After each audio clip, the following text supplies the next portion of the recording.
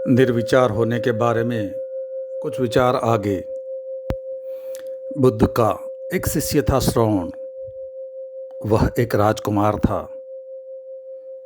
मुझे ये कथा बहुत ही प्रिय रही है।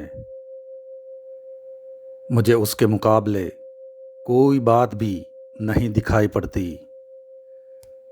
वह राजकुमार था। वह दीक्षित होकर भिक्षु हो गया, साधु बन गया।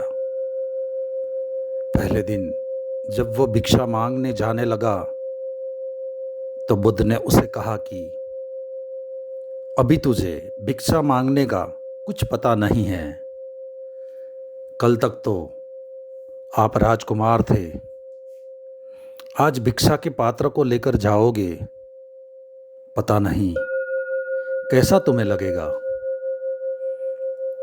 इसलिए मैंने एक अपनी श्राविका को कहा कि जब तक तू भिक्षा को मांगने में निष्णात न हो जाओ तब तक भोजन वहीं करना।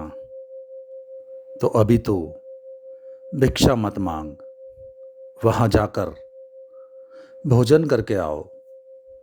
वह राजकुमार श्रवण, जो कि सन्यासी हो गया था, उस श्राविका के घर भोजन करने गया।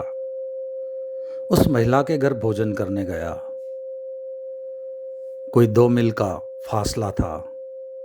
वह रास्ते पर बहुत बातें सोचने लगा, बहुत विचार करने लगा।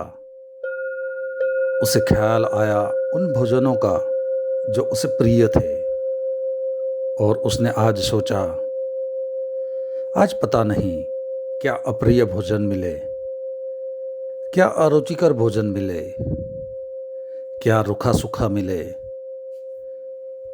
उससे जो जो प्रिय भोजन थे वे सब स्मरण में आए, और यह भी ख्याल आया कि अब उनके मिलने की संभावना इस जीवन में दोबारा नहीं है।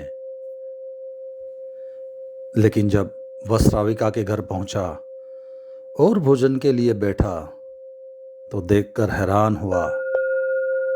उसकी थाली में वे ही भोजन थे जो उसे प्रिय थे। उसे बड़ी हैरानी हुई, उसे बहुत अचंभा हुआ।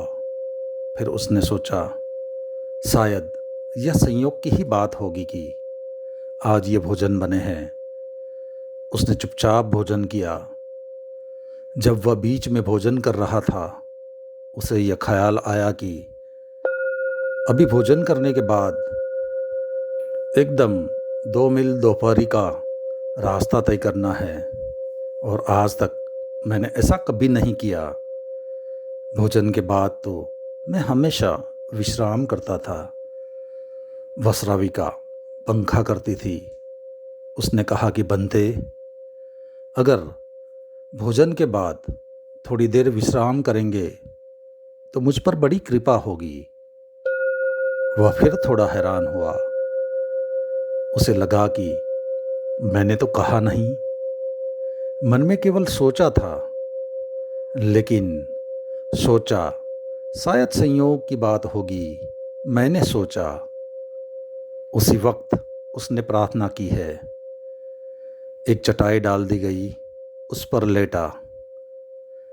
उस पर लेटते ही उसे ख्याल आया, आज अपना न कोई साया है, न कोई सैया है।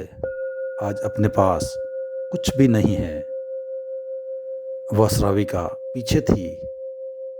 उसने कहा, बंते, सैया न तो आपकी है न मेरी है, न साया आपका है न मेरा है, किसी का भी कुछ भी नहीं है।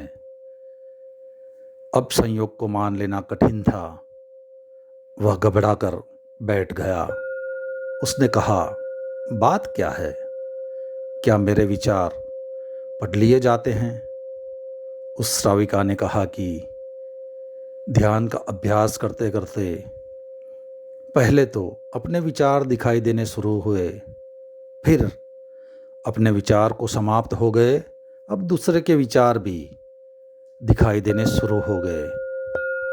बस आज इतना ही, बाकी अगले अध्याय में।